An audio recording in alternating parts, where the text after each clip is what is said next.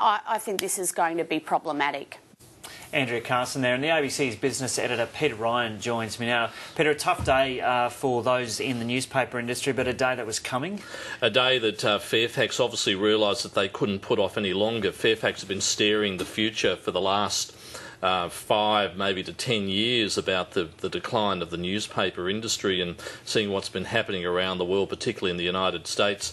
They've seen the future and they've made a very tough and hard decision today to make sure that they remain viable. Just describe for us what's happened to the Fairfax share price over the last 5 years. Well, around about this time last year, Fairfax shares were around about $1.30, $1.35 a share.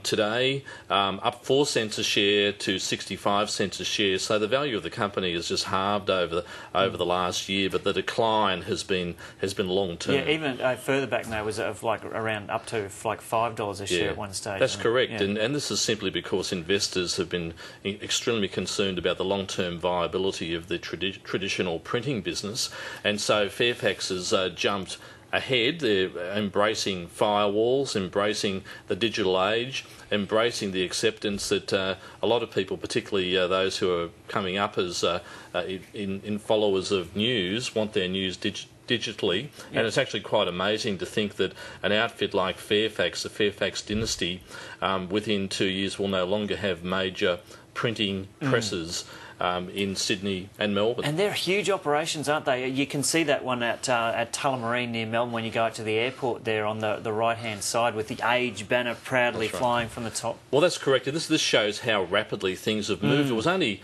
those presses at Tullamarine were only built within the last 10 years, and before that they were printed on site at the Age headquarters in Spencer Street in Melbourne, and Fairfax invested a lot of money, obviously hoping that traditional printed newspapers would be maintained. So, is that an indication of how out of touch Fairfax was? That's how some people see it anyway. There's been a bit of criticism of Fairfax over the years, and Australian media generally saying it hasn't moved with the times towards the digital production. Well, ever since the internet really came on board, newspapers, traditional newspapers, TV stations, public broadcasters, including the ABC and the BBC, did initially see the internet as a bit of a bolt-on to their publications. But of course, for public broadcasters, they weren't concerned about the advertising revenue, and of course there'll be a lot of people around who would remember the absolutely huge Ages and Sydney Morning Heralds that would drop on your doorstep on Saturday mornings.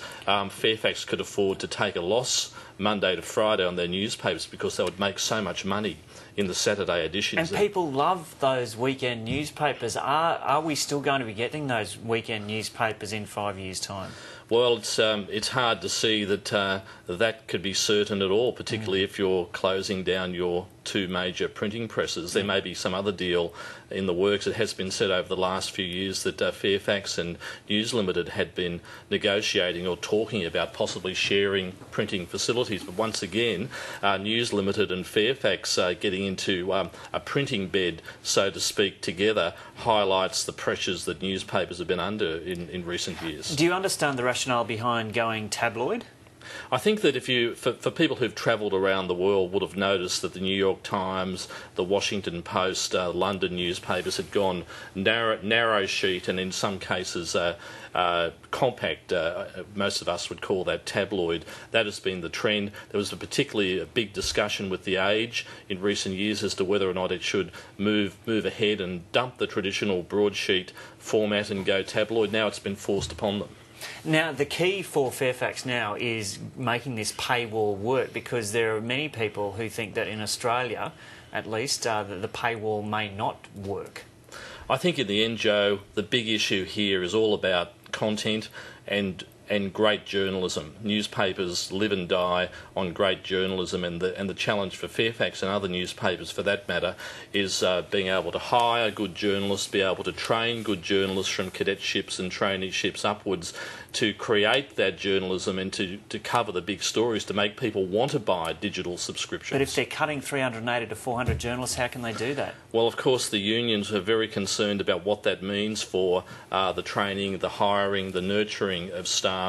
And even if you just look at newspapers over the last 10 years, The Age in Melbourne had a very big investigative unit and broke many stories over the years. They now have a much smaller one. They still break stories, but that's the thing for all newspapers, all broadcasters, to be able to hire and keep the good talent. Okay, Pete Ryan, an old ex-newspaper man, thanks very much for that.